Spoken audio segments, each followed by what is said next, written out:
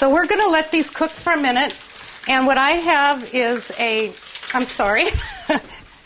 ready read thermometer. So this is the kind of thermometer that you can just stick into the meat, and it'll tell you the temperature immediately. You don't leave it in. Now what I'm going to do is, this is really mostly by touch and by intuition, but I could say basically that you could have about 4 minutes on one side before you would turn it. Let's see, 3 to 4. And what I do is occasionally just pick it up. See, it's getting those really nice grill marks.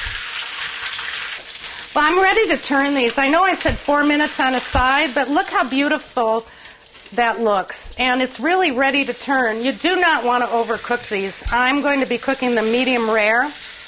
I'm going to test them after another 3 minutes. Instant read thermometer.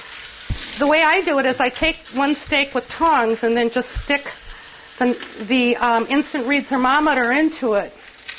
Now, I like my meat medium rare. It's at 100 degrees right now, but I'm going to want to pull it at 120. So I'm going to go ahead and flip it over again, and I'm going to test this one. Different meat cooks differently, so I always test each one and see.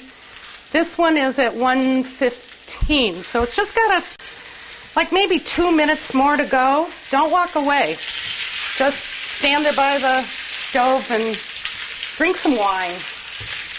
And I like my meat quite rare. I like it on the rare side of medium rare, and so then when my instant read thermometer says 120, I'm taking them off and turning off the pan.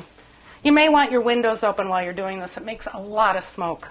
But anyway, here they're going to sit just like this for 15 minutes before we slice them. If we slice them too soon, all the juices will run out and they'll look well done and they won't taste like anything. So you just let them sit.